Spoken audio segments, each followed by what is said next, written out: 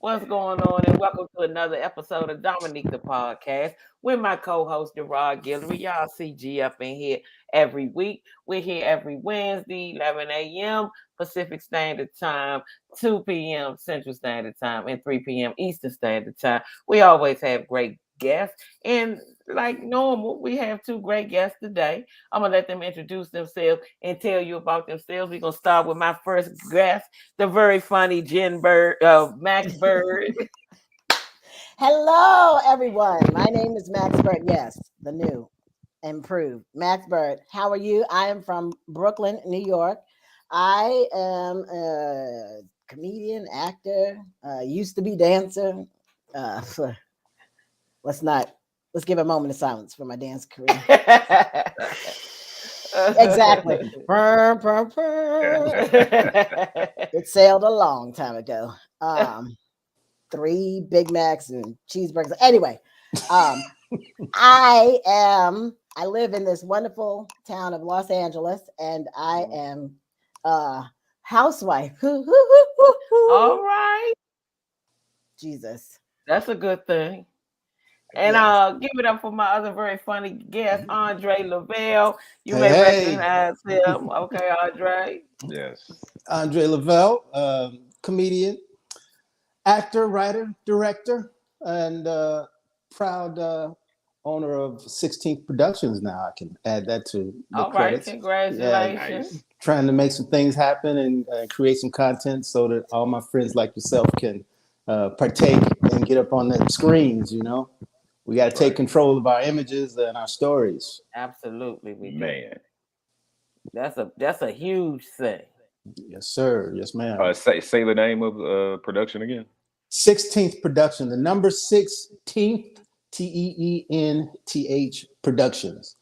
A lot of people don't understand what I mean when I say 16th, but what's the 6th month of the year? June. June. Yeah, there it is. Yeah, okay. So I want to do something that said blackness without scaring white folks. Okay. Because they so easily scared when they come to us. Right. Yes, They ain't yes. scared of nothing else. When they come to us, they terrified. Yes. They don't get it. They don't understand. Jen, you said you a housewife, Jen? Yeah, at this point. I mean, yeah, I'm a newlywed, and Okay. it is a new thing because I live. So during the COVID shutdown, all these apartments became available. It was like a mass white exodus, and Mm-hmm. these apartments became available in Sherman Oaks, the place that I used to like drive to and look at, like Whole Foods. Ooh, Hilarious. now I can walk to it, and I'm like, thank you, Jesus. And it's been wonderful. I'm in a environment where all these white people stare at me all the time, checking to see if oh, hi, how are you? Those like, oh, good, oh, thank God, oh, they're friendly. Yeah. How Yeah. long have you been married, though? How long do you keep the tag of newlywed? Is it like a baby? He's 38 months. They say 5 years, Andre Lavelle. Oh, okay. I'm just curious. I just want It's to know. 5 years. It's been 1 year. It's been 1 year. Okay, congratulations. Thank you. Congratulations. Yeah. And Thank But you. y'all, go ahead, Jen. I'm sorry, y'all sing because y'all's videos are fantastic. If we didn't know y'all were married, we think you were a wonderful comedic duo. But then to know that you're married, it's like, man, you can feel the love through the screen. You know what I mean? Oh, If you could thank play you. with your mate, you got a mate. I got a mate. You got a mate. So yeah, I love it. I love it. I love to see y'all Thank do you. that Definitely. thing. Definitely. Okay, so that brings, I'm glad Jen said that, and congratulations, Jen. So that brings me to the first thing I want to talk about. Okay, so you probably heard this on the internet and everybody was going around. I guess you could say on Black Twitter, Black Instagram. Mm. I still haven't found those links. I always have to ask my friend, how do I find Black Twitter and Black Instagram? Because white folk keep rolling up on my timeline, so I can't be on Black Twitter and Instagram. Well, anyway, the question was, is a man supposed to cook, wash dishes, and wash his clothes if he has a woman? It didn't even say wife. It just said woman. Oh, you trying to start some stuff? Look at that, you starting No, stuff. Andre. No. I like to hear what the men say too. I was starting with Max. I would like to know. You said it didn't say wife; it just said woman. But I would like to know: woman. Does he have a washing machine? That's a good question. See what I'm saying? That changes all of that. If he's got a washing machine, I don't know why he may not, instead of wearing dirty drawers, go on in that laundry room and knock that out. Even if you don't have a washing machine, use that sink. Who wears dirty drawers, man? Who does that? Yeah. That's why he don't have nobody. He tries to. Watch this. It's gonna be the white people on Black Twitter. That's who. Hello. That's good. Yeah. Wearing dirty drawers. I feel that well, shoot, if he has never grown up with a dishwasher, he would throw his clothes in the top rack and himself. Let me just tell you, I've experienced it. He's thrown everything on the top rack of the dishwasher, and he would put himself on there for a quick shower if he could. And then you wake up and the dishes aren't even done because he didn't hit the start button in the first place. I can't tell you how many times. And for a woman, when you hear, "Oh, honey, I'm gonna clean because you cooked," it's a nightmare. It is a nightmare. It is a nightmare. You don't most women, if they, I would just say, my grandmother was a cleaner for a lot of white homes in the South, and so. Whenever I'd go visit her, I would go along and sometimes on her visits. And I learned at an early age how to clean. I will just say that. And I'm good at it. Mm-hmm. That's all I'm going to say that too. So to let a man clean is a nightmare, but I got to let it go sometimes. Well, that's what I was about to say. It depends on the individual and how you were raised. Like I said, women tend to be more thorough, I would say, from my experience, because I've been bacheloring a long time, so I can overlook a few things because it's my stuff. But, if somebody's coming over and I'm like, okay, let me get it together real quick. But, hey, it is what it is. But it depends on the individual and that communication within that relationship. That's what I think, too. Yeah. I think that it depends on the way the relationship is set up. In relationships, certain parts of the relationship, people do different things better. Mm-hmm. You know what I'm saying? But I do think in situations you got to pick up the slack some kind of way. But it's all in the dynamics of how things work. Because they're saying that the man shouldn't have to do nothing. That's way back in the day when they had 15 kids. The mother couldn't go to work. You know what I mean? He had to work 9 jobs just to feed everybody. That was one thing. The man working all day long, every day. You can't expect him to come home and do nothing. But now in these households, everybody got to work to survive. That's right. It's a balance. Back in that day, it's a balance. Yeah, they were having children to complete tasks. Right. Don't worry. In 7 months, we're gonna have somebody to take care of that. But in the end, we are. But that's also when we find out that clean is a relative term. Like you say, it's like, okay, where are you from? That's all right. I'll take care of the kitchen and the bathroom. Yeah. Exactly. Y'all didn't take care of your household. You get the garage. You just go ahead and sweep the cobwebs and roaches out of the garage. He said, and will be taken. Yeah. Because everybody didn't grow up cleaning up, but we had to clean up.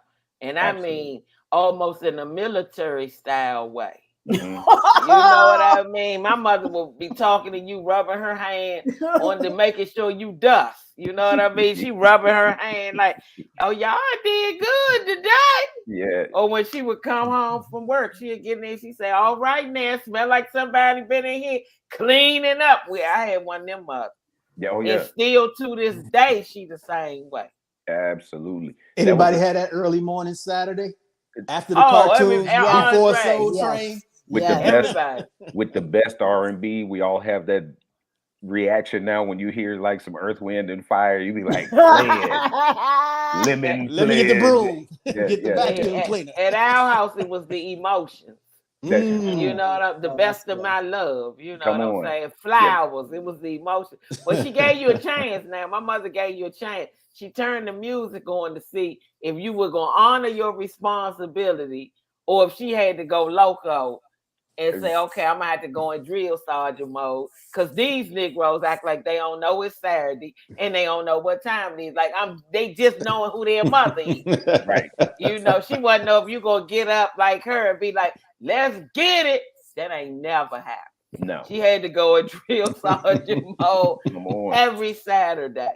House will be clean Saturday evening. Even when my cousins came to visit, they were on it. I remember my room was in the basement, That's right? Embarrassing. So I'm asleep, and my little cousin, he visited, right? So I keep hearing water, sound like it's water hitting my windows. You know, and I'm like, why do I keep hearing water? I opened that blind and my little cousin was doing windows. I said, I know. I said, I know his ass ready to go home. Did you get right back to closing the blinds? I got right back to twisting them because she already had a helper. So I said, I'm gonna give me a few more minutes of sleep. Absolutely. She got a little helper. She don't need nobody else. And at that point, you know, I was about 19-ish or whatever. So I felt like since I had a little job, I was on her level. Never on mama's level. Never on mama. I was like, I'm leveling up. You know what I mean? I work now. I don't care if I only get $250 a month. Right. I'm working. Right. I ain't that loaf of bread y'all eating. I bought it. Right. So y'all better show some respect around me. So you start talking about somebody get over there and get that stuff out the corner. Clean that. Got my uniform on. Yeah, I got to go to work. Yeah, so I think I definitely think that it's a balanced situation. My dad used to my dad used to brainwash us all. He did a lot of child psychology apparently growing up. And he used to tell us front and center because he's from the Air Force, and we'd come jumping down the stairs like, what's happening? We'd stand in the line, 4 of us, and he's like, we're gonna have a pot party. We're like, a pot party? What's a pot party? We're gonna take down these pots, we're gonna clean them, we're gonna take out all these pots. That's what we're gonna do. Like, I don't want to go to this pot party. Right. Take your party dress off and put your chores clothes on. Right. Need to go put 6 items from what you wore to school 2 years ago and be back down. A pot party. That sounds good. It almost sounds like y'all getting ready to eat something. A pot party. We're going to have a pot party. Yeah, nowadays it'd be a smoke something. Yeah. Right. A pot nothing party. gets done. Imagine that. Yeah. I invited all these people to clean up and it's Doritos everywhere. A pot party. Snack wrappers everywhere. It was a couple got married. This is an old story, but it just recently resurfaced. I didn't hear it the first time. But a couple got married. They had a wedding, a big wedding from what it looked like. And they went to the reception. Well, at the reception, the husband puts up a video while him and his new wife were standing there of his wife having an affair with his brother-in-law. Oh, wow. And that was at the reception? That's at the wedding reception. Now, I couldn't understand why he chose the wedding reception. I mean, like, you went through a whole proposal, a whole wedding, as much as weddings cost and all these venues cost. They must have money. Nobody said they had means, but I mean, it's a waste of money. Or are you just letting her know, I know I'm going to stay with you, but I know who you are? I mean, I didn't understand. He wins the award for petty. He wins the award right there. Yeah, he went Andre. Yeah. The pettiest. Well, he petty. It could be a gift and a curse because he shouldn't ever have to go to another family reunion on his side or hers ever.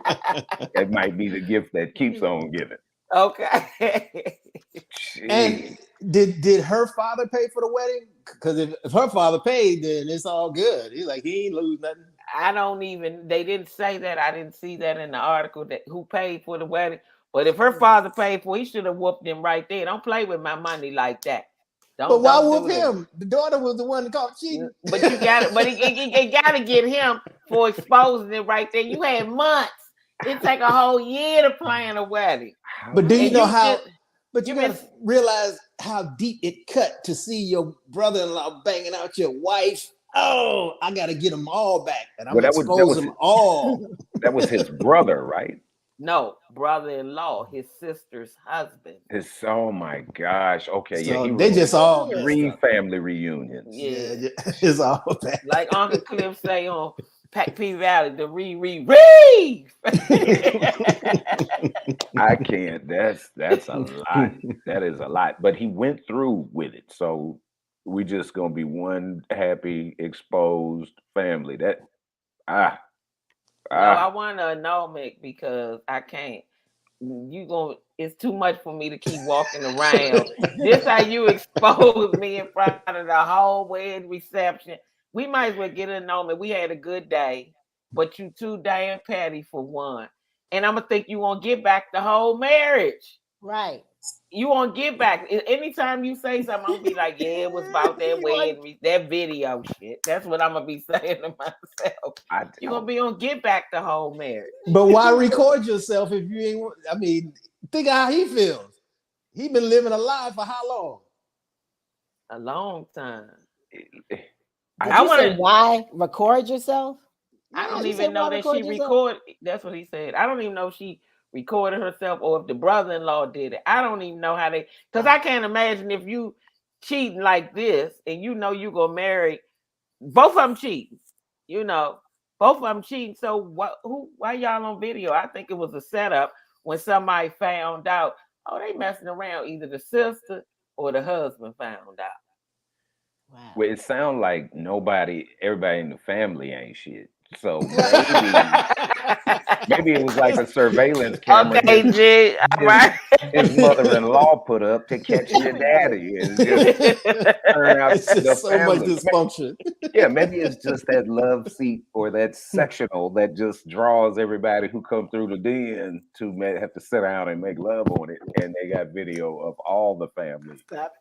We just waiting on y'all to get married to get you your get you your version. That's And then- dysfunctional. And she threw her flowers at him. I said, it kicked off a little bit. And the poor girl and her sister, right? I only have one sibling, and that's a brother, and there's a very particular bond there. And it is to my understanding that sisters are very similar, have their. It's not her sister, G. It's her It's her- sister-in-law. It's her husband's sister's husband that Lord. she's dealing with. I'm way Yeah. confused. Were there banjos playing at their wedding? So basically, That's so exactly what I was basically she thinking. was sleeping with her brother-in-law, her new brother-in-law. Let's say that. They were doing slap. between 16th and banjos playing. He And said y'all 16. know I love me some good word play and euphemisms and so forth. Andre, you pulled up to the leaderboard with that one, bro. Thank you. Gee Thank you. whiz. Hilarious. Did they have a DJ or were they doing the electric slide or line But dancing? the crazy part is they were standing up there on the stage, like at the reception, and all of a sudden this video started playing. I said, "Ooh, that's embarrassing! Oh my God, that's embarrassing." So you know what that means too, Dom, is we have to implicate the nephew who does technical stuff well, the video nephew. Yeah, because everybody know who put the tape together. Right. at this part, when they say that, that's when you cue the tape, okay? Right. Till death do us part.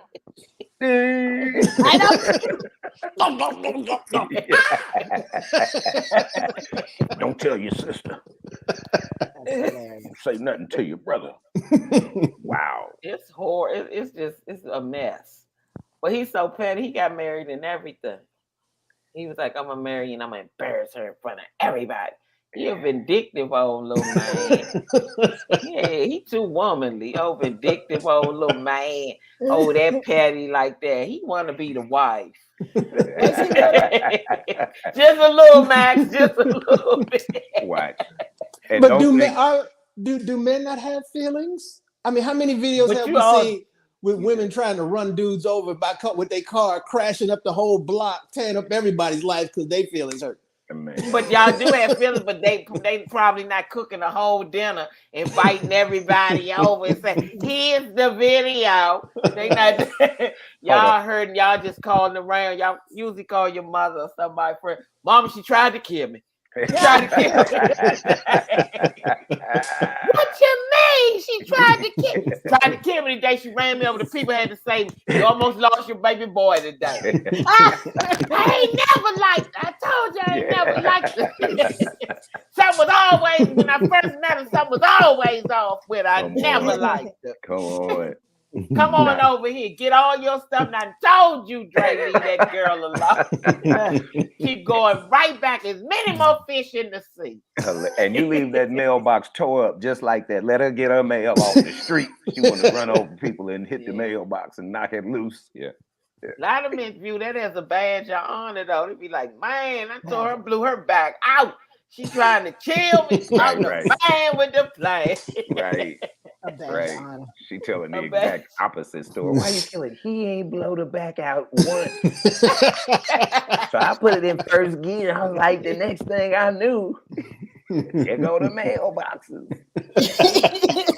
We just emotional, and by the time it get like that, we been knowing you lying. That's just how we processing it. We been knowing you lying, and you just been adding fuel to the fire. Even when we say just be honest, whenever we say be honest, we already know it. Right. We know the whole thing. You can be honest. You tripping? I'm not tripping. I didn't talk to the people. Your friend bust you out. You just don't know it yet.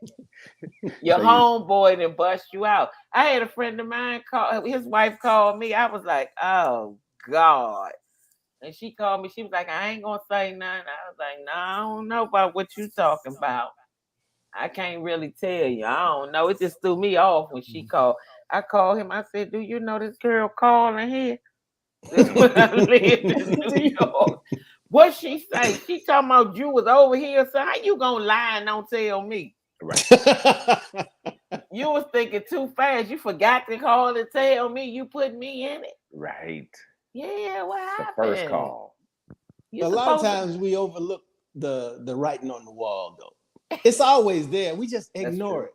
Mm-hmm. I know I've been in situations where the writing on the wall was surrounded by neon and set ablaze. And I'm like, you kept going, Andre. I just kept going. Yeah. See, you know what? I'm the opposite. I missed out on a lot of wonderful life experiences because I saw the sign that there was a sign. You know what I mean? Like very early, I'm meticulous. I look way down the road. I'm like, oh no. And of course, I could have had that terrible scenario and bounced back and been better for it. But I've been real good about like skipping past. So when I talk to my guys, my man tell me stories about things he knew about his girl before things blew up. And I'm like, you knew that in 1988? Y'all still did this? But see, that's because the crazy ones, the ones that's a little bipolar or need meds, they got that good. It never fails. Max said, I was waiting for the real Dre to show up. I was waiting. I was like, no inhibitions. They just, three. If the meds are a little off, you just gonna have a good time. But when a lot of fun. When that novelty wear off and reality set in, you better run. I'm gonna have to find me another situation because I just swiftly. This one right here. I done got used to that. I'm accustomed to it now. What you say? I don't understand. There's a lot of crazy guys out there.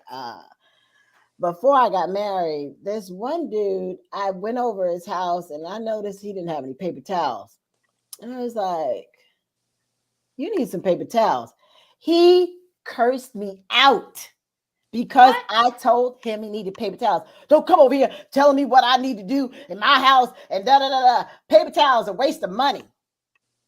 So what you use then? I mean, like. So next time I went over, I brought some paper towels.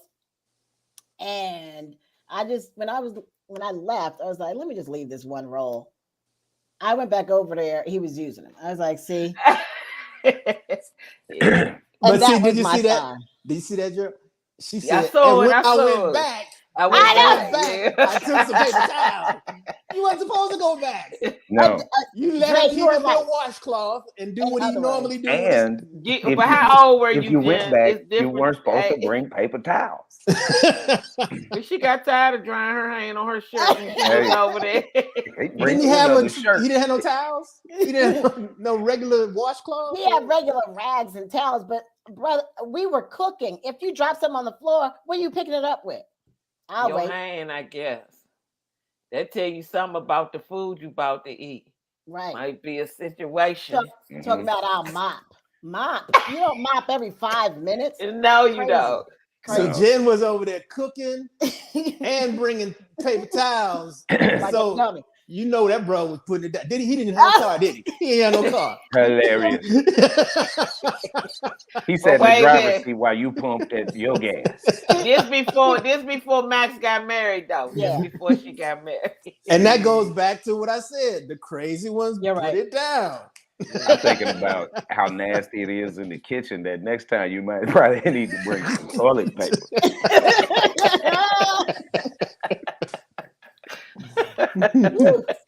Do you think what in this new generation it seems, and maybe it was in our generations too, but in this new generation it seems more that these people get in relationships and they get in relationships with people that bring nothing to the table. And I mean like something. I'm not even saying a whole bunch of money, anything. Right. Do you got a car? I mean, what something? Something to benefit us as a couple. The unit. Yeah. The unit, something to benefit us. And they really, really, I hear my friends talking to their nieces and their younger women in their family, like, Brian, I ain't got nothing. How are you with a man that can't help you at all? You should be bringing something too. Don't get me wrong, but he just on zero, huh? And that's okay. But why is it that they never realize this until after the baby is born? He ain't shit. Yeah. Now you got baggage to bring to me, the nice guy. Yeah. I don't know what that's about. It won't listen to anybody. They're lonely. That's the bottom line. They are straight up lonely, and they too arrogant to admit it. And they they just roll around here saying, I. But they have an outlet now. It's called social media. Now they can shake their butts and show it all and get people to say, yes. And that fills that void. The baby is staggering into the booty video. Mama, you hit me in the face with your booty again. What I don't get is, and I hope this is not harsh, but we understand the emotions. That's why we was talking about people being too young to have sex. Right, because there's an emotional thing that is attached to it, and many times for the young lady more than the young man, but that's not always the case. But a lot of times there's that. And so then this baby comes, and there's an ideal that me and this man will be together as a family forever and ever and ever.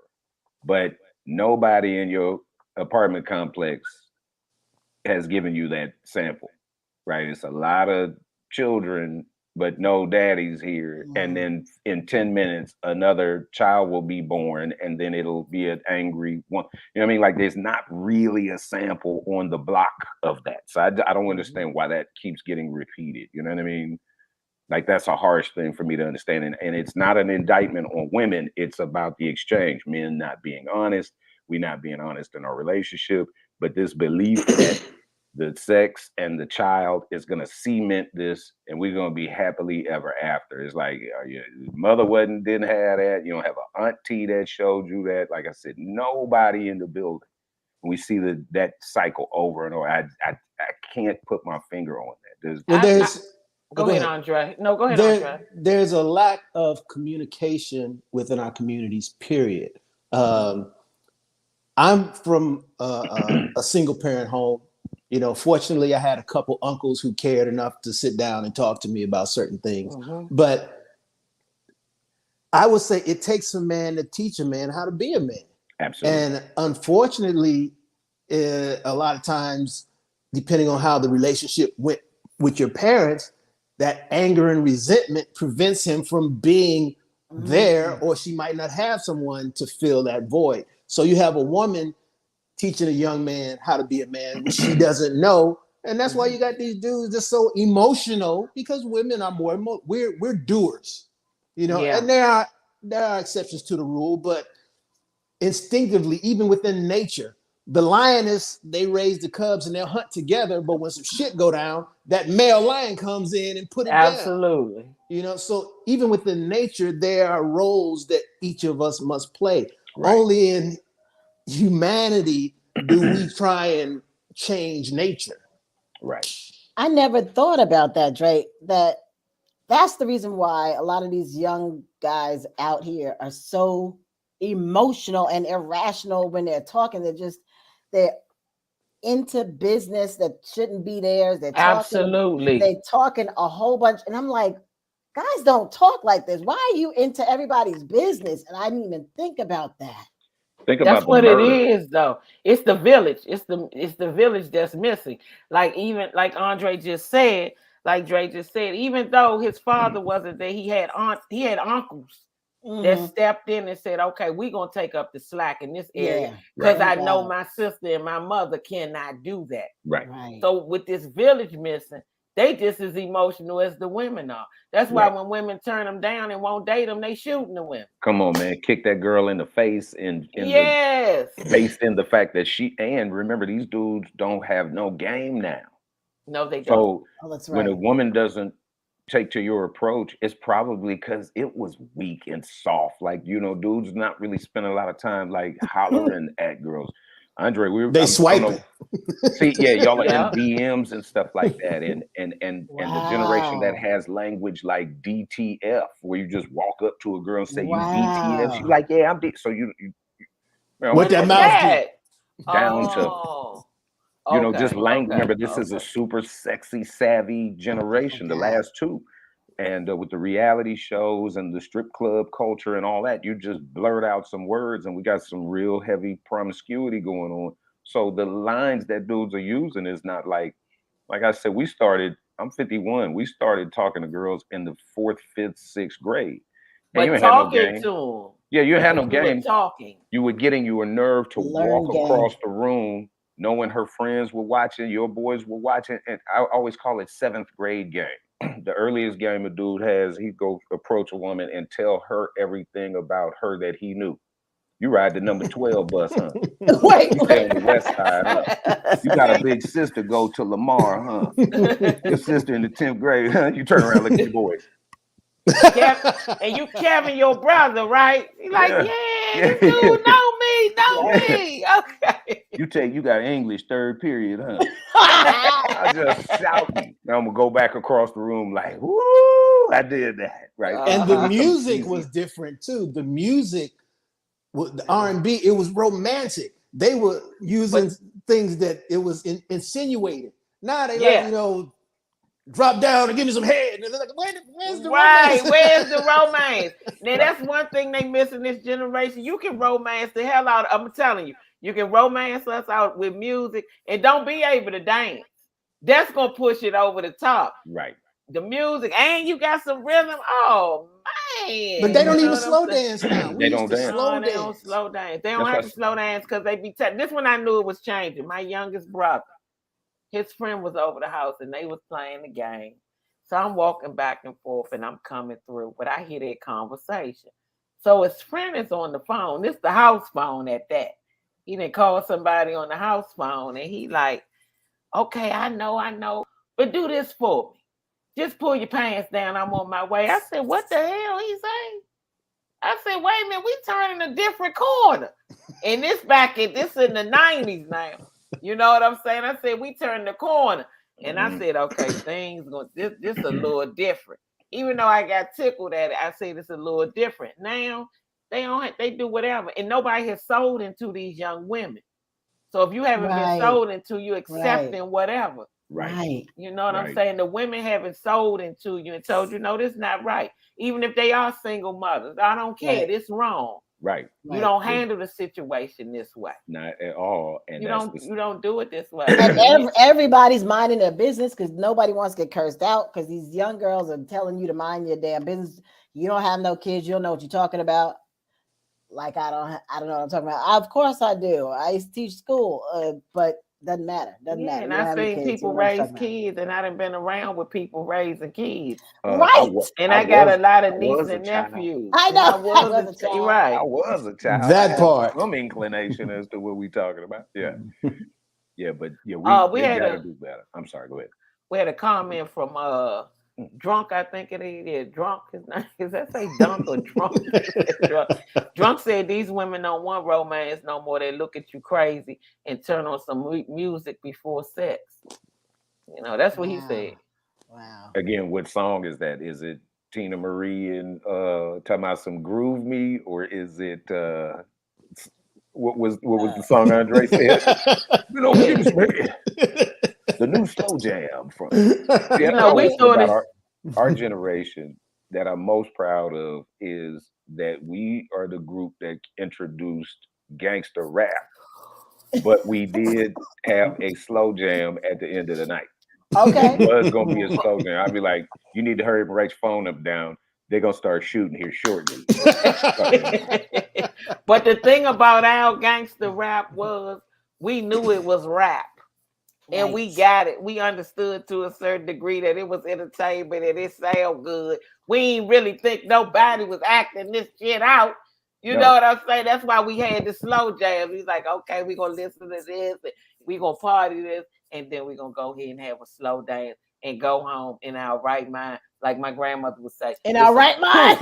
In our right mind with some coof about ourselves. We wasn't really living. In our right mind. We were not living what they were singing. We just were not going to, if that was your lifestyle that they were rapping, that was your lifestyle. But we were not trying to chase that lifestyle. No. Right. We weren't chasing that lifestyle. Remember also when gangster rap was introduced, there were other forms of hip hop. Thank you. So and all of it had play. There was a space for De La Soul. Thank you.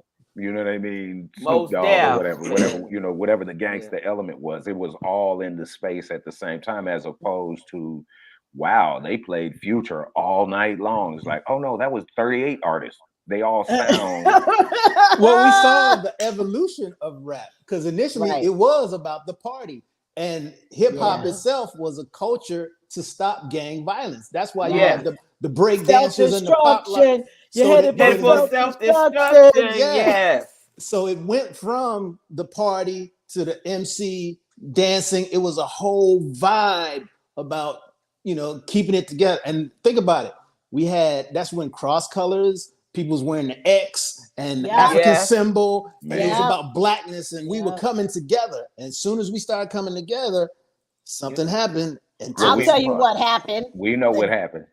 Go, please go back. I was gonna say they wrote a whole bunch of rules for it. All right, you want to write that? Nah. The Jewish producers came in and was like, nah, why don't you rap about this? You can't rap about this. I'll give you a shiny car. I'll give you $3 million, whatever it is. They enticed the rappers to change their whole plan. We're going to drop you from the label, and we're going to give this guy $20 million and a Colt 45 deal.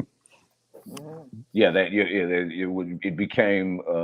They could tell, you could sense it. Like you said, Dre, I was in college. I was at Morehouse College at the time when the African medallions and everybody was brother. What's up, brother? The guys from New York, everybody was God. What's up, God? What's up, King? It was. What's up, son? That's what son came. What's up, son? It was a beautiful time, and you could tell that if this stays on this path, we're going to be in an entire another wonderful space that the ancestors had dictated. But you could see it was like, oh no, we gotta.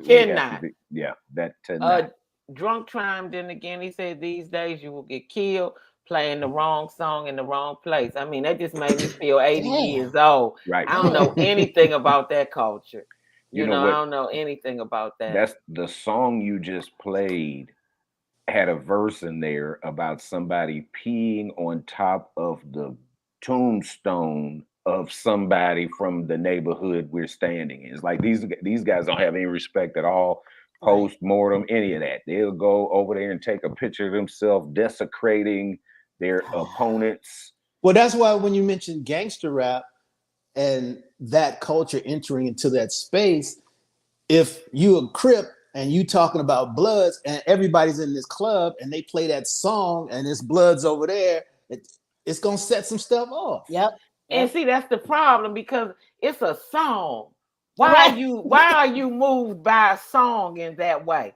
You know, okay, they say they're expressing their opinion in this song, and that's fine. Don't dance to the song. Go talk to somebody. Man. Go get you a drink and tell a song that you can digest better or receive better. Come on. Why have to be all that? You're entitled to your opinion.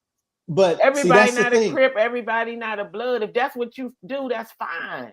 But that's what others understand that we don't understand or haven't embraced.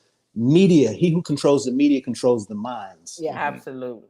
And that's why if you look how Hitler took over, the propaganda. Same thing with Trump.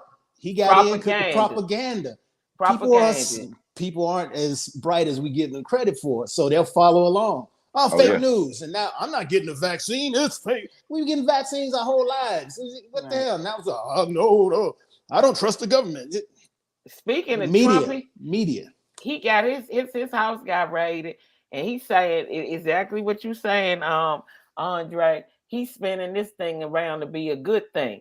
It's never been a good thing for the feds to raid your house. Now he gonna spin it and say, now this is what I needed to give me that boost to 2024. That is crazy. And people are following him for the life of me. Wow. Media spinning for the life of me. I've never been able to understand. And this might be wrong. The only thing that I can think that can attract a person to Donald Trump is racist ideology. Yeah. Because he's never said anything else as many times as I've listened to him to make me feel like this guy's on to something. This guy would be a great politician. This guy would be a great candidate for president. He's never said all that stuff he's saying is BS. Absolutely. Very true. I think they're aware again. It's a short time. Remember that there's a prognostication for the date at which white Americans become a minority in the United States, and I think it's at 2045. Either way, that date is approaching very fast, and so you can see Roe versus Wade, those kinds of things. They're trying to make sure that they exist here soon and are in front and on top like they've been. So this is a battle for that, and I think that when Donald Trump speaks, because again, remember They were talking when he first got in. Remember, they're saying, why do the poorest white Americans identify with a guy who sits down on a solid gold toilet bowl? Why do they think that they are equivalents? You know what I'm saying? But they understand what it is he's fighting for, and they know in order for them to preserve, they have to be behind somebody who's pushing that same foolishness. And we know it to be true. It's basic art. Colors, you know what I mean? Like it ain't gonna last long if you don't do something to preserve it. And that's almost the answer for everything we've talked about. The gangster rap that all of a sudden, we live in an environment where you learn somebody's a rapper in the announcement that he was killed this morning. Rapper Sasquatch was shot 92 times. You're like, who is Sasquatch? I know, right? I never heard of him before, but it's on the front page, and it's like every other day, every week, there's some rapper who's getting all of that is by design. And see, that's why we have to embrace the power that we have as entertainers, because we can create that shift in our communities.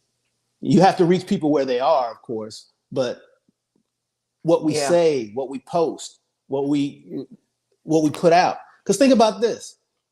Richard Pryor, when he came back from Africa, he said, I went to Africa and guess what? I didn't see no niggas.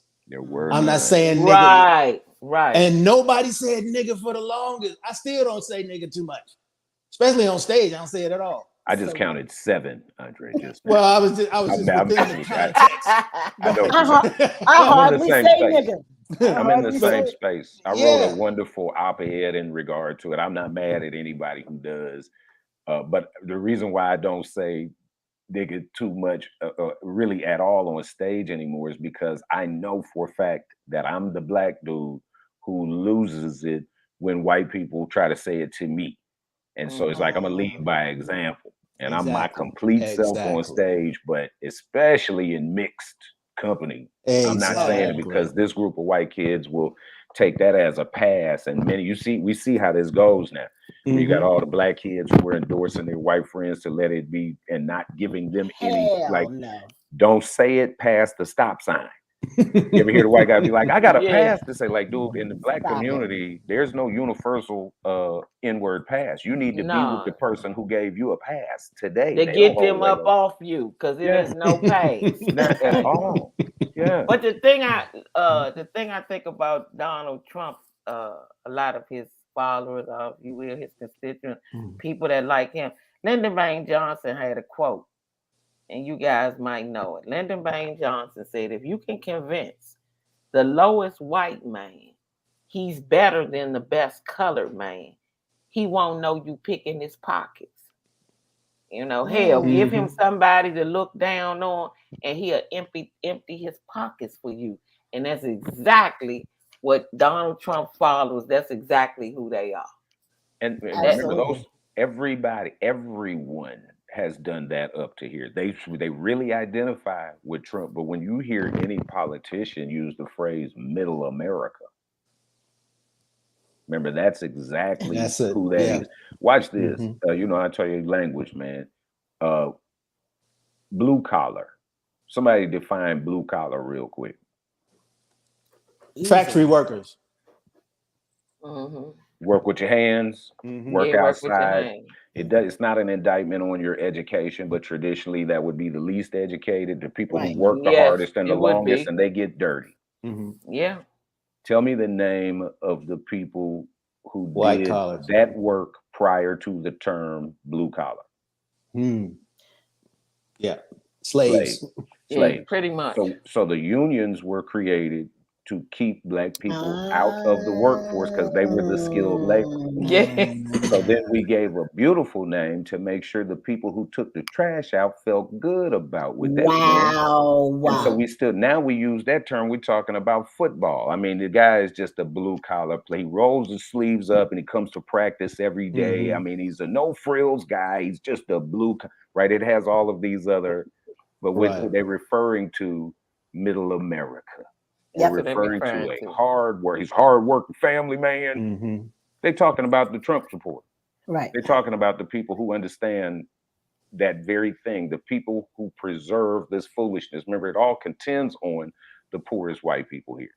If they determine, you know what, I drive the trash truck, Jackson is on the back, we really the same, and they are doing us both dirty. But now he feels great that he gets to drive the truck and Jackson is on the back. And that's the thing that I don't get. I'm like, do you? It baffles me that they cannot see. Do you see that you being you? You don't have a clue or inkling that you are being used as a pawn here.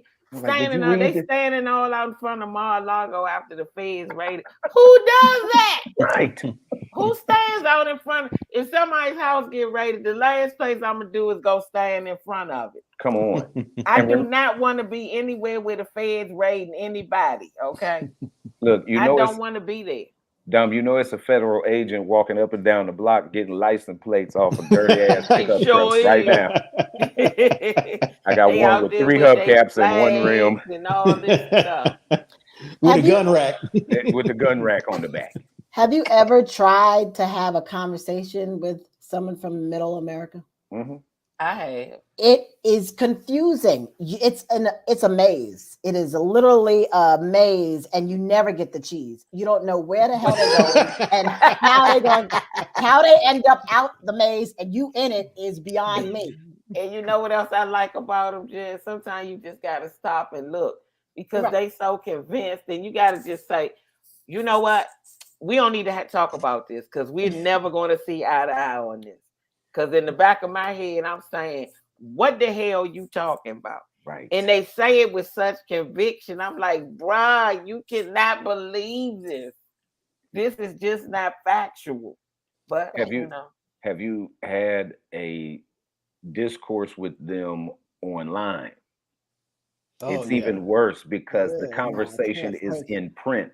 You can read what I wrote, and then when I read your response, it's like you didn't read what I wrote. Exactly. You think that this is fading away after you type it, like the thread is here. You switch what we were talking about to go back to your craziness. So it's fun, it's even funnier in print because it's like when you go back and read this, it's like here's the bullshit. It starts in sentence number 2. Look in sentence. Every time you speak, you change the goal, and that's kind of how the actual conversations go. and When you it's see it in not. print, it's like And I always get this disclaimer: it's not everybody. You no, know, it's not all Middle America Right, people. right. no, We're not saying that by no, any means. Are we saying that? no. But it's just a weird thing, and it's just like I don't get it. It's like this dude is really a cult leader. But You know, America's supposed to be a melting pot. We have the Statue of Liberty. Give us your poor, and yada yada yada. So we have people came here from everywhere. How did this become your country? when they stole it, Dre. You know what They happened? completely. But I'm saying, No, I know what how you're did they get saying, it in though, their Dre. head that Yeah, this is our land? There were people here when you came, yeah, and other people absolutely. came. Yeah. So But what about this? When that statue was put up and that language was written at the bottom of it, and people started showing up, everybody came knowing there was a group of people here who, at that point, had not yet been taken care of. Mm-hmm. The only way you got space to ask everybody else to show up is that you got the people who did all the work. You didn't take care of them, so you're going to invite some other other people people, to fill the space, and they came in droves. yeah. And they still coming, and they all understand the history of it, and so that's how it's easy. That's how it's easy because they know they stepped over the Yep. ancestors to get to the good stuff. Yeah, yeah. Yeah. And Mr. Small It's a Fox didn't. it's a didn't constant divide and conquer, No and they that's have what question. one we place. have to realize. Yeah. But They have the one thing place. it's hard to realize it because the people on that side of it that need to realize it, they caught up in thinking that they above it. You know what I mean? They're thinking that they don't see the conquer and divide. They're caught up in thinking they're better and this their country. You know, no. It's a conquer and divide situation. That's why the government continues to do what they want to do. My friend, I have a friend from Pakistan, and he told me one time, he said, "Man, you'll never rise up on your government." So I said, "Why do you say that about us?" He said, "Because you eat too much." I said, "What?" He said, "You eat too much." He said, "All of your luxuries here in America, Yep. all of the food you eat, Yep. you food on every corner. I have a phone. I'm driving this car. I have somewhere to live." He said, "They keep you comfortable to keep you from rising up on them." He said, "Let the food disappear." He said, "There will be no more racism." He said, "Let there be one loaf of bread per community. There will be no more racism. Let this luxury life and this comfortable situation they have you all in, let that disappear." He said, "Until then, y'all kicking the ball, kicking the can down the road." Mm. I Wow. said, "Okay." When he said that, I just looked. You know, it's hard for the cat to get my tongue. I just was like, well, damn. I was pretty much like the young people, say less. Say less. Right. I mean, damn, it was so cold, but it was so true. You know what I Yeah, mean? yeah, And I was yeah. just like, all right, I see that. He cut Rise right. up. Because, you know, he's from Pakistan. They Yeah, fighting every day yeah. Right. With rocks. with rocks, anything.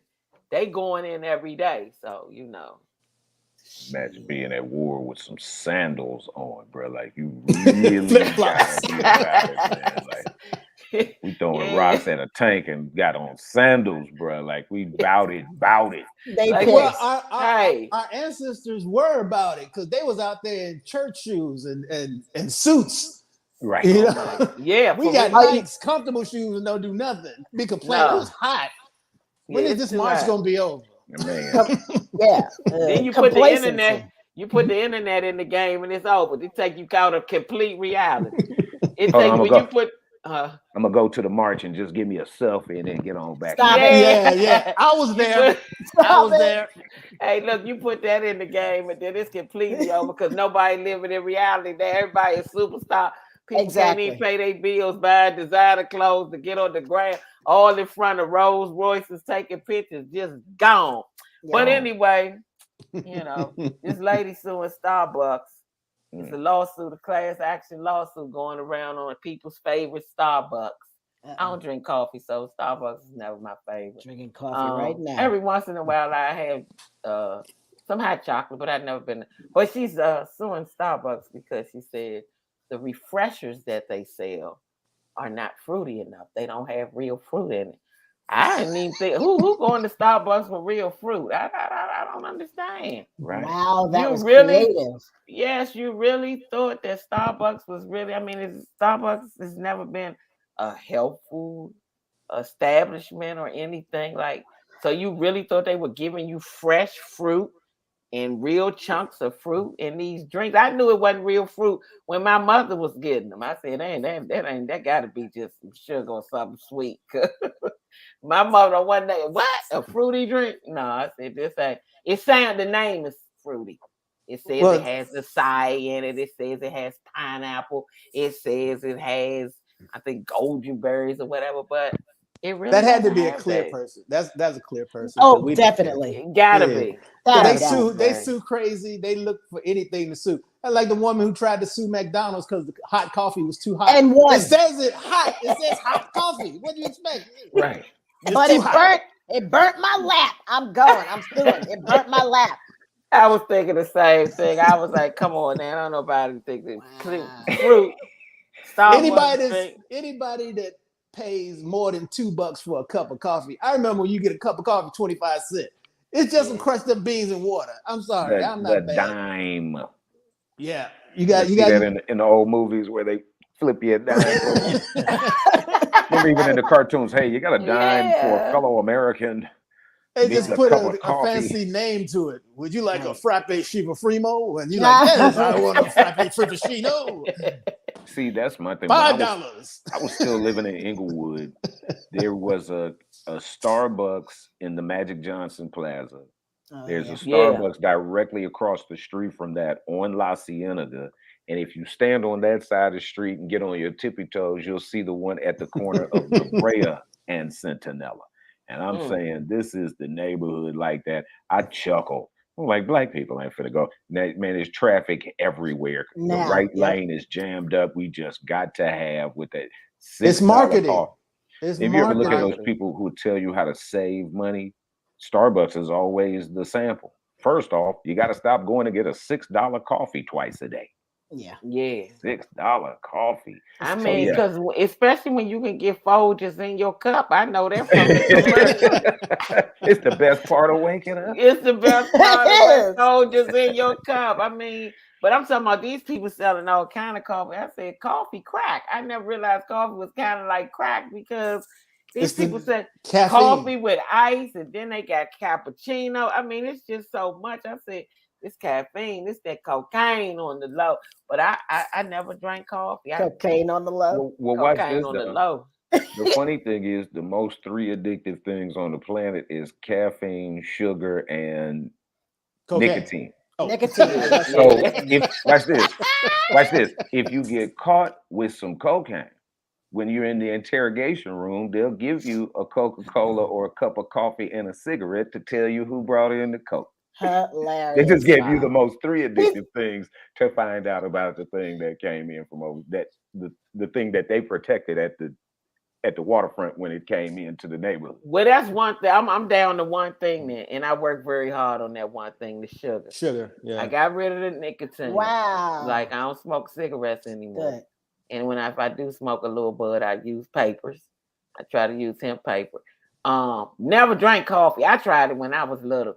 Never drank it. Never tastes good to me. And then that's they used to say when I was growing up, it'll stunt your growth. That kind of messed me up. But anyway, I was already short. I ain't about to stunt myself. Right. That kind of got in my head. But it just wasn't. good to me. And then the sugar, whew, I fight that battle every day. Well, I heard that the original formula for Coca-Cola had Coke in it. It He did. did. No It wonder did. it's number one soda. Yeah, no doubt. The Coke and a smile.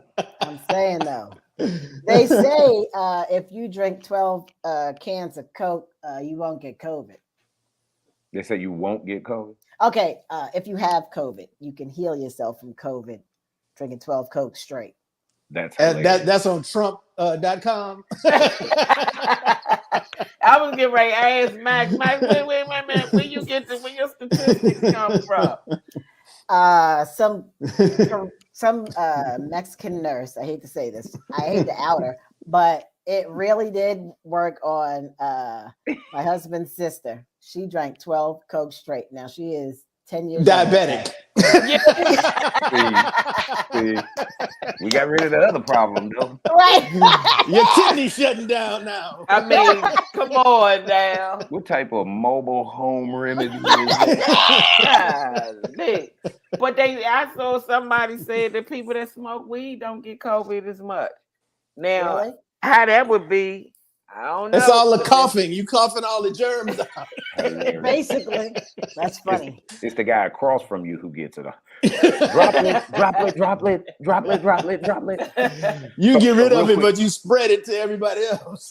See, here's another fun fact about Coke, right? Most people know that if you get that stuff on top of your car battery, right, called crud, Yeah. that if when you pour Coca-Cola on top of it, it will clear that. But I would like to ask you, if you went into AutoZone and found a thing that was for cleaning car batteries, but it also went nice with a sandwich and some fries, would you go ahead and pour me a little bit of that car battery? Would you? Like, what are we doing out here, man? No, I can't do it, G. I What we can't doing? do it. I can't do it. Hilarious. Go ahead. So one thing I heard the other day that kind of made me sad was that Serena Williams is probably going to retire. When great sports players and people like that, not just sports and whatever you can say, like icons, when they say they're gonna step down, it kind of makes you kind of sad. So she said she doesn't like to use the word retire. She likes to use the word evolution. She's evolving. Yes. She says she's evolving into other things. She wants to have another child, and that she would never have another child while she's playing. She said that's too hard to do. And I think she just tired of chasing these girls that she knows she would have whooped their ass if she wasn't. Oh, she's sitting on the other side of the net saying, man, I'm working too hard. And for real, you a bum on the low. I would have punished you. She got that mama thickness now, so you can't be running up and down the tennis court with that ass hanging like that. Hey, but I think she could do it if she was still young, though, Dre. Oh yeah, if she was young, she could still. She was young, man. She'll still be able to work. Plus, she's gonna go home and get her daughter ready to come out and smack down on these girls in a few years, about 10 years. They're gonna be like, "That's Serena Williams' daughter. I see the power." Right. Watch her. Right. So I didn't want to hear that, but I'm definitely I'm happy for her. She's a Hall of Fame tennis player. I just wanted to shout her out. She won it all too. Like, it's almost like how you keep your motivation after you won it all. I mean, okay, I'm going to Wimbledon. How many Wimbledon wins do I have? So it's like it's time for her to evolve. She's won enough, to mess around and call Wilmington. What it's called? Wilmington, Wimbledon. You know what I'm talking about? I went everywhere. Either way, it's all good. It's all good. Tired of whooping on them out there playing them, saying I'm just, I'm struggling with you, and I know if I was in my prime, girl, I would have beat you. You wouldn't need by the time the last set came, you would have been throwing in the towel. Right. You know what makes me sad that she's retiring? I hope that she takes on really gird some strength into these girls. The Naomi Osaka crying on the court. Then comes a little bit. What's the chocolate one? It looks just like Venus almost. Like she plays like Venus. Doggone it. They call her Coco. Okay. She crying on the court. I was like, somebody put their foot, please. She needs Well, they Richard. didn't have Richard. Richard instilled it. Richard They took need his teeth out and was like, y'all better play for Williams. Stop playing. and they came from Compton. So That's it's a another different thing. mentality. Yeah. Dude, I can't stand it. Naomi, please. I get it. She struggles with depression, anxiety, whatever it is. And her dad is Haitian. You know, come on now. You grew But up where with was she Haitian. raised? Where was she raised? In some suburb somewhere. Oh, yeah, probably. Yeah. It's a different mentality. It's a different When we come mentality. up in them streets, Drives me you nuts. can't It's break different. us. You can't break us. What about can't. the era though? Remember, we live in. Remember, a lot of the people who are champions today played on teams where everybody got a trophy. Mhm. I You hate know what I'm that. saying? Where We're all crying and winners. pouting got Yeah. attention. I had my old dude looking at the baseball movie with the girls with Tom Hanks. Oh yeah. A Oh, League of League of Their Their Own. Own. A League of And, Their my, Own. and the best line is, "There's no crying in Yeah. baseball." No. You know, and that again, not to say that these tennis players we're talking about, but the environment that they come up in is this very shielded and coddled group. Remember, everybody had. You think about everybody has some level of social anxiety. We've seen that in football, where on Super Bowl Sunday, the center for the Raiders was missing. And then after the Super Bowl, he's like, and that was maybe 20, 15 years ago or whatever, where he showed up and was like, I had a panic attack, right? But how rare that was. But you think the pressure of the field goal kicker or the relief pitcher, or, you know what I mean? The free throws with no time left on the clock in game 7. Man, that would get to anybody. Yeah, you're But right. you But got to you- go and stand tall and do it.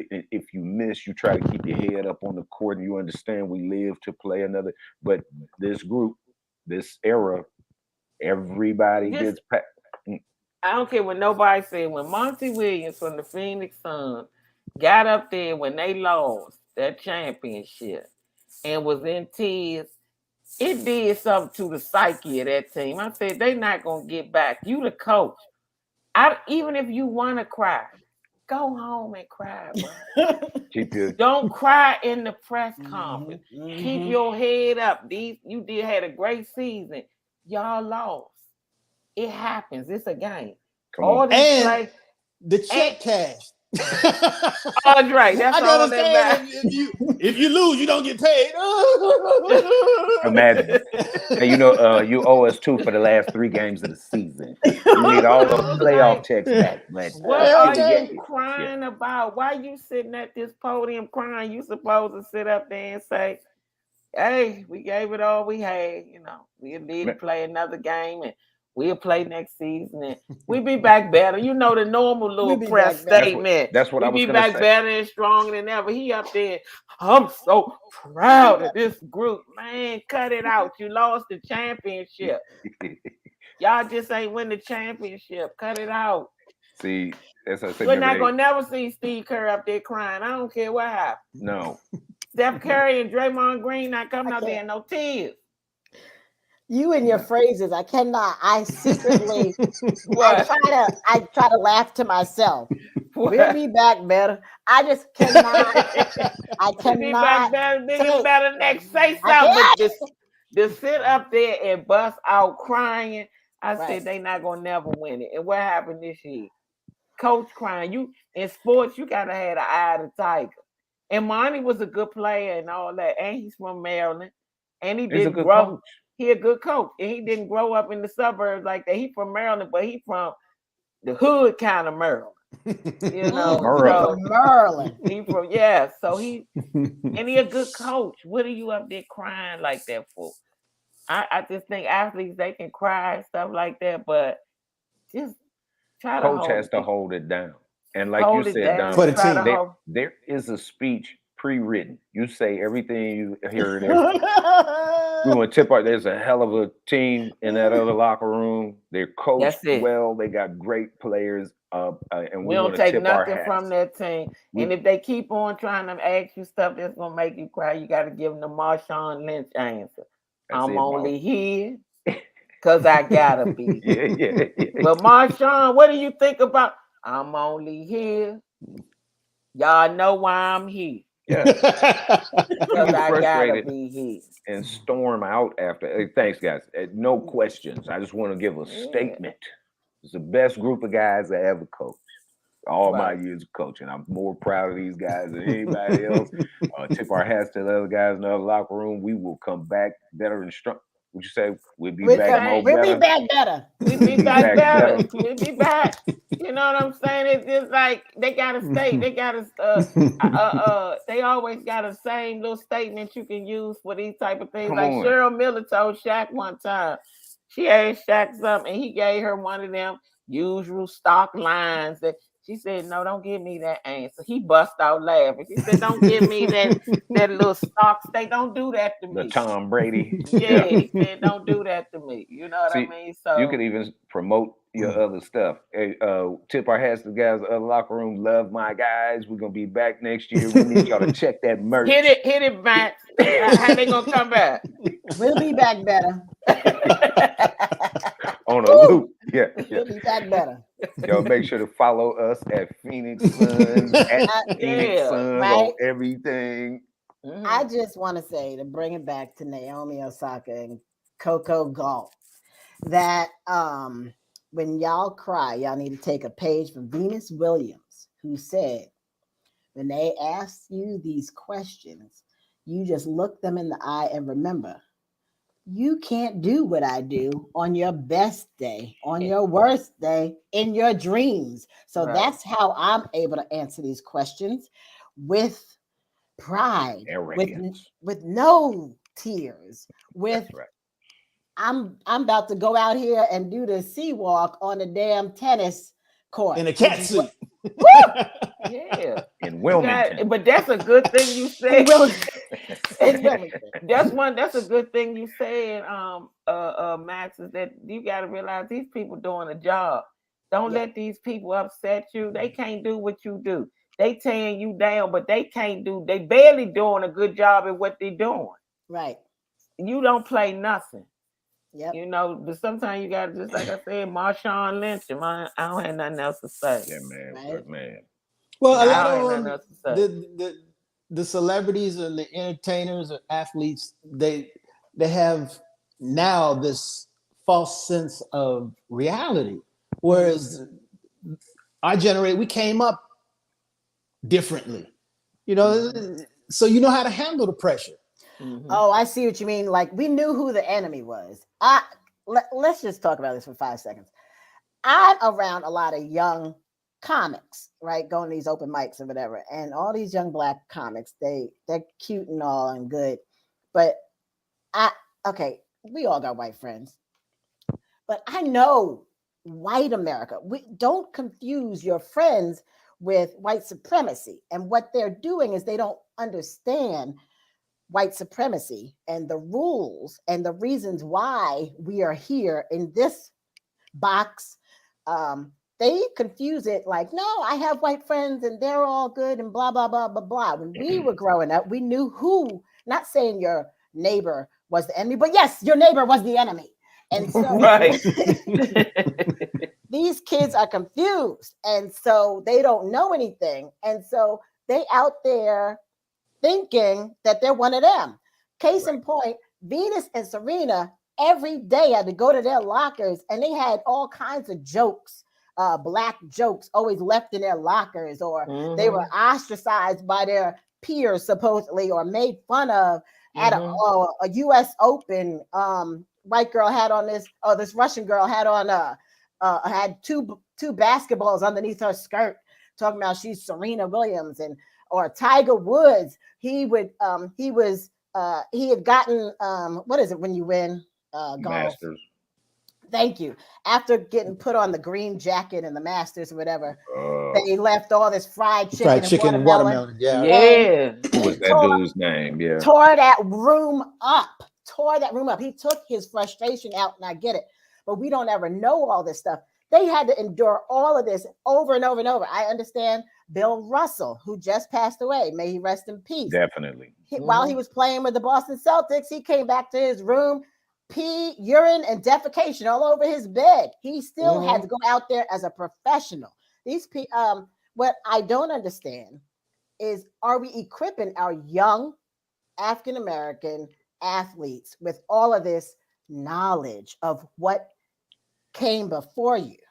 Here's the problem is that when one group succeeds, right? Somebody goes through all of that so that they could be at the top of their game, whether it's Bill Russell or our parents or whatever, to get to the next level, which is to provide us with a better life. Right. And that's how we land in private school around this other group, and it becomes our main source of social activity and so forth. And we don't have any idea it's being repeated. And the whole thing was to make sure that we had a different path than them, but it drops us right off in the bed. You know, I went to parochial and Montessori schools because my parents wanted the best for us. Me and my brother are 3 years apart. We'd be the only black dudes in the whole school, which meant I was all, and this is in elementary school, it would make me the only black dude in the class. Right. So you don't have anybody else to defend. You know what I mean? Right. And I'm still seeking and searching it. Yeah. So it's a cycle. But yes, there has to be, and that's why I hate to see our life be co-opted. It is my opinion the term woke was we didn't use that term when we were young, but you knew what it was. Right? Y'all getting ready to go somewhere, you get that look. Hey. Okay. Then when we start explaining that in the media, remember now they call it the conversation.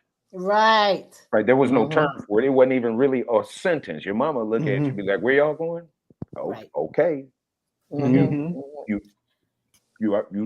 okay. Yeah. That's what woke. And now they take the term and then they bastardize it and attach it to a movement that we not really. But that's how that happens. You know what I mean? That we. It's sad. It's a cycle. Somebody has to be in there to put their finger on it. But I just don't. Go ahead, man. I was saying your parents laid the foundation. Even though they dropped you into a Montessori school in a white setting, you knew going in how important it was.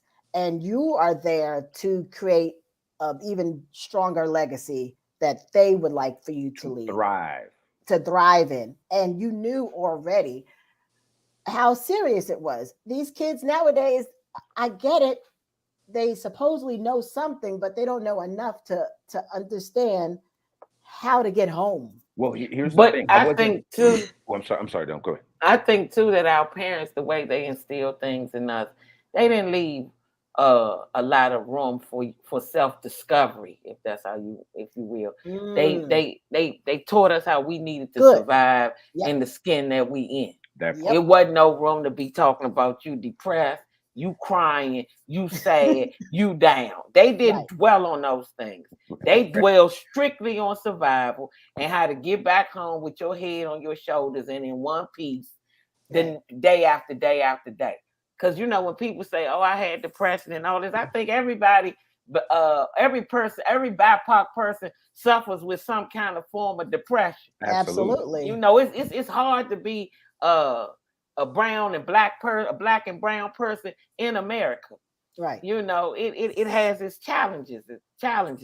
So I think that's why this generation is different. They're more in tune to that. You see it in sexuality and those type of things. It's been little boys and little girls that were gay or trans, wanted to be transgender, but their parents, they didn't deal with that. Right. You know, you dealt with that when you got grown. Right. You dealt with that when you grew up. That's your thing. But right now, this is how we gonna do things. Right. Because parents are more open now. Okay, he wants to be a girl. I'm going to let him dress like a girl. She wants to be a boy. I'm going to let her identify that way. Oh, your feelings are hurt. There's nothing wrong with showing emotion.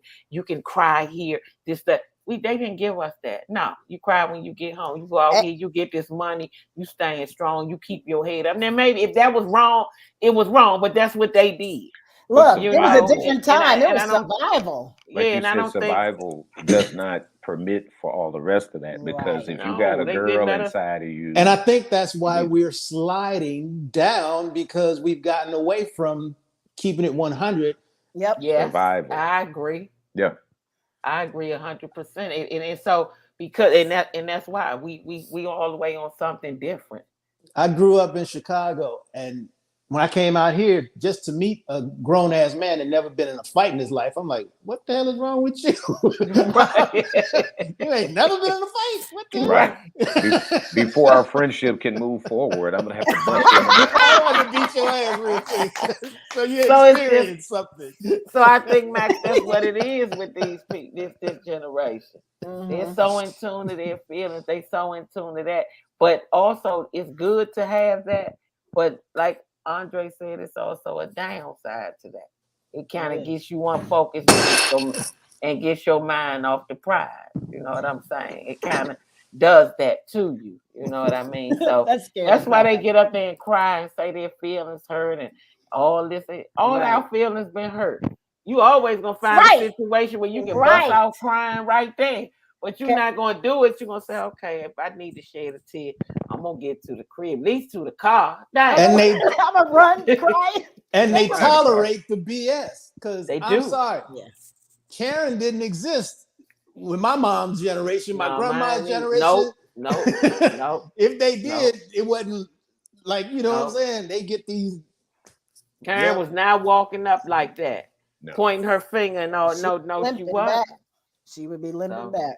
No. all right. I had so much fun with y'all. You all have been great guests. I mean, absolutely give Thank a shout you. out to Max Byrd Thank you. and Andre Lavelle. Oh, it's been excellent. Bam, Tell bam. them tell them where they can find you, where everybody can find you, and what you got going on. Because like I say on this show all the time, please check out my guests.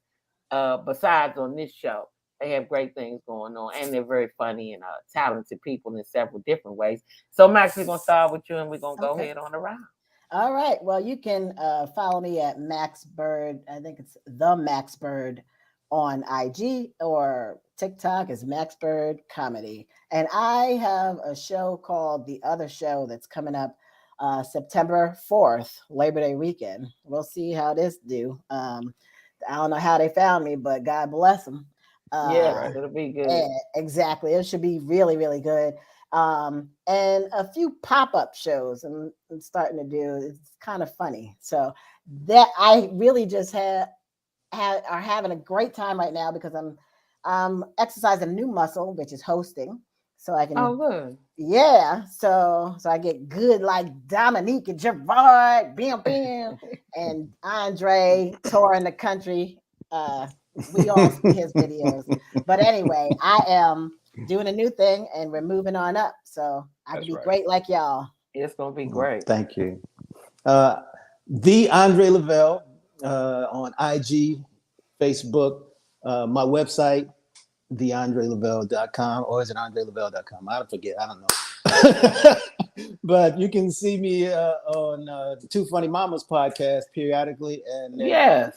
getting ready to do a Two Funny Mamas tour, and I'll be All featuring right. with that. And thank you. We have quite a few things. I can't really spill the beans yet with 16 Productions, but it's We coming looking along forward very to well. it. We Yes, looking forward yes. to it. Thank you. I appreciate the opportunity to be here. Oh, Thank absolutely. you. Thank Thank you for you. having me, by the way, Thank you you for guys. thank you guys for coming on. Yes, indeed.